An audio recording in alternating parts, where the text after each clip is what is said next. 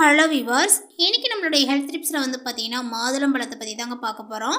இந்த மாதுளம்பழத்தில் என்னென்ன சத்துக்களானது நிறைந்திருக்கு, இந்த மாதுளம்பழத்தை எப்படி சாப்பிடணும், இந்த மாதுளம்பழத்தை தினமும் நம்ம எடுத்துக்கொள்ளும் பொழுது நமக்கு எந்த மாதிரியான ஆரோக்கியங்களாம் பார்த்திங்கன்னா கிடைக்குது அப்படிங்கிறது குறித்து இந்த பதிவில் நம்ம தெரிஞ்சுக்க போகிறோங்க. இந்த பதிவை பார்க்குறதுக்கு முன்னாடி நம்மளுடைய சேனலை இப்போ தான் ஃபர்ஸ்ட் டைமாக நீங்கள் விசிட் பண்ணுறீங்க அப்படின்னா நம்மளுடைய சேனலை இன்னும் சப்ஸ்கிரைப் பண்ணாமலே இருப்பீங்க, முதல்ல சப்ஸ்கிரைப் பண்ணிவிடுங்க. அப்படியே கூட இருக்க அந்த பெல்லைக்கானையும் பார்த்திங்கன்னா கிளிக் பண்ணி வச்சுக்கோங்க.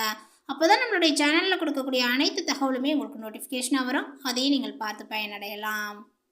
மாதுளையை பழமாக சாப்பிட்டாலும் சரி, ஜூஸாக குடித்தாலும் சரி, இதில் எக்கச்சக்கமான ஊட்டச்சத்துக்கள் நிறைந்துள்ளன. உடல் ஆரோக்கியத்தை பல விதங்களில் பார்த்திங்கன்னா மேம்படுத்தக்கூடிய ஒரு பழம் அப்படின்னு தான் சொல்லணும். குறிப்பாக மாதுளம்பழம் சாப்பிடுவது பெண்களினுடைய ஆரோக்கியத்தை பார்த்திங்கன்னா மேம்படுத்துங்க, கர்ப்பப்பையை ஆரோக்கியமாக்கும், மாதவிடாயை பார்த்திங்கன்னா சீர்படுத்தும், ஹீமோகுளோபினை பார்த்திங்கன்னா அதிகரிக்கும் என்று பல நன்மைகள் இருக்கின்றன. அது மட்டும் இல்லாமல் கிரீன் டீயில் இருப்பதை விட 3 மடங்கு அதிகமான ஆன்டி ஆக்சிடென்ட்கள் மாதுளையில் உள்ளன. ஆனால் நீரிழிவு நோய் இருப்பவர்கள் பழங்களை சாப்பிடக்கூடாது என்று சொல்வதுண்டு. உண்மையில் நீரிழிவு நோய் உள்ளவர்கள் மாதுளம்பழம் பார்த்திங்கன்னா தாராளமாக சாப்பிடலாம். அது எப்படி சாப்பிடணும் அப்படிங்கிற ஒரு முறையும் இருக்குது, அதை பற்றி தொடர்ந்து பார்த்துட்டு வரலாங்க. சர்க்கரை நோய் பாதிப்பு இருக்கக்கூடியவர்கள் சப்போட்டா, பலாப்பழம், மாம்பழம் உள்ளிட்ட பழங்களை மட்டும்தான் சாப்பிடக்கூடாது. இவற்றில் அதிக அளவுக்கு பார்த்திங்கன்னா குளுக்கோஸ் கண்டென்ட் மற்றும் கலோரிகள் இருப்பதனால இரத்தத்தில் சர்க்கரை அளவு விரைவாக பார்த்திங்கன்னா அதிகரிக்கும்.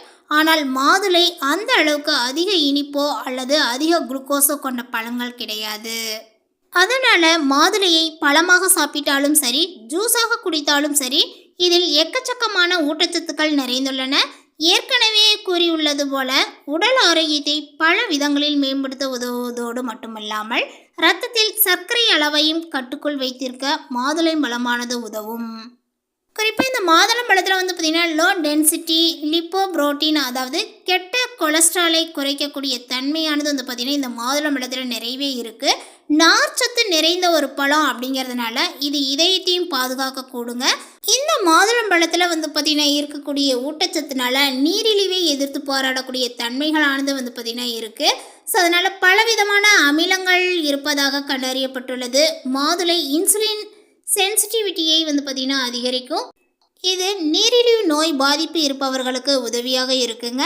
மாதுளை சாப்பிட்டால் குளுக்கோஸ் அளவானது பார்த்திங்கன்னா அதிகரிக்குமா அப்படின்னு கேட்டிங்கன்னா, நீரிழிவு நோய் இருப்பவர்களுக்கு குறைவான கிளைகெமிக் இன்டெக்ஸ் கொண்ட உணவுகளை சாப்பிட வேண்டும் என்று பரிந்துரைக்கப்படுகிறது. அதேபோல் மாதுளை பழம் மிக மிக குறைவான ஜிஐ கொண்ட உணவுகளில் ஒன்று. இதில் உள்ள ஜிஐயினுடைய அளவு 35 தான். குறைவான ஜிஐ கொண்ட உணவுகள் என்றால் இரத்தத்தில் சர்க்கரையினுடைய அளவு பார்த்திங்கன்னா அதிகரிக்காது. எனவே இரத்தத்தில் சர்க்கரையினுடைய அளவு அதிகமாக இருப்பவர்கள் கூட மாதுளம்பழத்தை சாப்பிடலாம். அது மட்டும் இல்லாமல் மாதுளையில் இருப்பது இயற்கையான இனிப்புகள். இதில் ஃபெனோலிக் கெமிக்கல் மற்றும் நார்ச்சத்து ஆகியவற்றினுடைய கலவை அதிகமாக இருக்கிறது. இவை இரத்தத்தில் உள்ள சர்க்கரை அளவை பார்த்திங்கன்னா சரியாக நிர்வகிக்க உதவுகிறது. எனவே மாதுளையை நீரிழிவை நிர்வகிக்க உதவக்கூடிய ஒரு உணவாகவே பார்த்திங்கன்னா பயன்படுத்தலாம். தினசரி ஒரு கிளாஸ் மாதுளம்பழம் ஜூஸ் குடித்து வந்தால் கெட்ட கொலஸ்ட்ராலை குறைப்பதோடு மட்டுமில்லாமல் நீரிழிவு நோயால் ஏற்படக்கூடிய இதய நோய்களையும் கட்டுக்குள் வைத்திருக்க உதவும் என்று சொல்லப்படுது.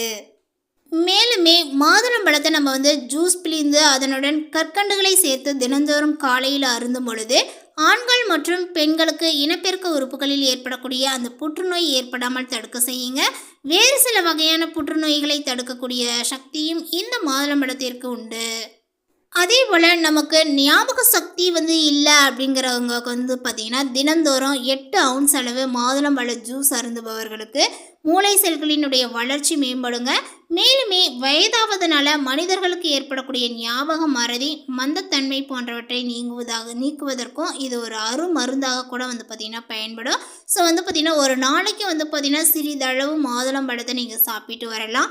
அதேபோல் ஒரு ounce அளவு பார்த்திங்கன்னா அதை ஜூஸாக பிழிஞ்சு நீங்கள் குடிக்கலாம். அதேபோல் பார்த்திங்கன்னா உடலில் ஏற்படக்கூடிய குறைபாடுகளாலும் மன அழுத்தத்தாலும் சிலருக்கு தாம்பத்திய சுகத்தில் பார்த்திங்கன்னா ஈடுபாடு இல்லாமல் இருக்கும். இப்படிப்பட்ட நபர்கள் மாதுளம்பழம் அல்லது சர்க்கரை பார்த்திங்கன்னா அதிகம் கலக்காத மாதுளம் ஜூஸை தினமும் அருந்தி வந்தால் உடலில் நரம்புகள் பலம் பெற்று தாம்பத்திய சுகத்தில் வந்து பார்த்திங்கன்னா ஈடுபட வந்து பார்த்திங்கன்னா அதிகரிக்க உதவி செய்யுங்க. மேலும் உடலில் இரத்தம் என்பது அனைத்து உறுப்புகளுக்கும் தொடர்ந்து ஈடுபடுவதற்கு அவசியமானதாகும். உண்ணக்கூடிய உணவு, அருந்தக்கூடிய நீர், சுவாசிக்கக்கூடிய காற்று ஆகியவற்றாலுமே இரத்தத்தில் நச்சுக்கள் சேர்க்கின்றது. மாதுளம்பழம் அல்லது மாதுளம் ஜூஸ் அருந்துபவர்களுக்கு இரத்தத்தில் நச்சுக்களானது வந்து பார்த்திங்கன்னா நீங்கும். இரத்தத்தில் சிகப்பணுக்களினுடைய உற்பத்தியையும் வந்து பார்த்திங்கன்னா மேம்படுத்துங்க. மாதுளம்பழத்தில் கொழுப்பை கரைக்கக்கூடிய சக்தி அதிகம் இருப்பதனால இதயம் சம்பந்தமான பிரச்சனைகள் உள்ளவர்கள் தினந்தோறும் காலையில் மாதுளம்பழத்தை வந்து பார்த்திங்கன்னா சாப்பிடுவது ரொம்ப சிறந்தது.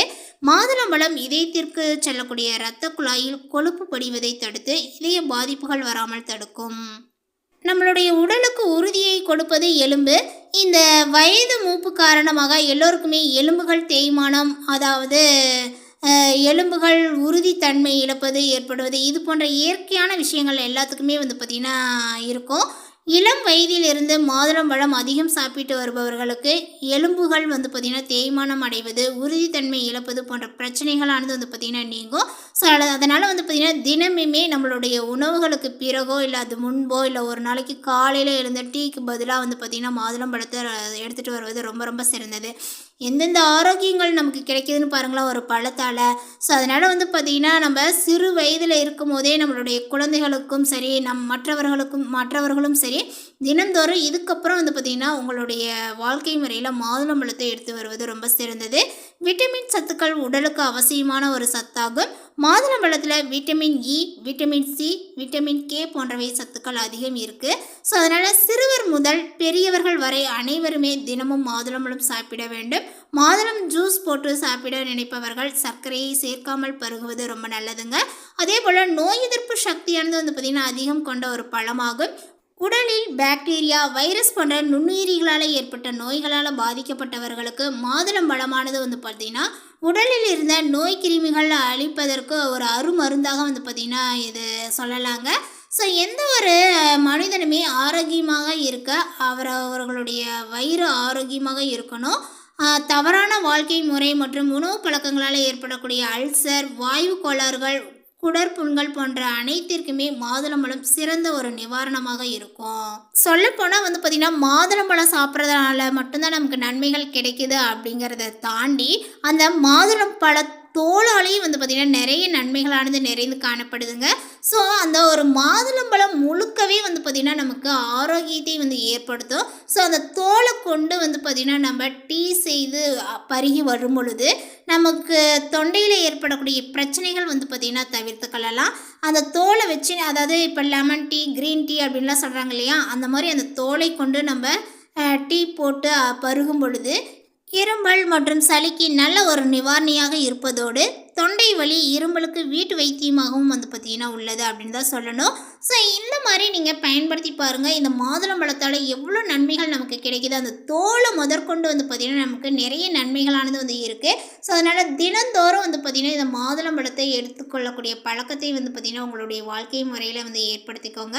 இந்த தகவலை பற்றி நீங்கள் என்ன நினைக்கிறீங்க? உங்களுடைய கருத்துக்களை மறக்காமல் நோட்டிஃபிகேஷனை போடுங்க. மேலும் இது போன்ற பல சுவாரஸ்யமான புதிய தகவலுடன் அடுத்த ஒரு வீடியோவில் சந்திக்கலாம். தேங்க்யூ.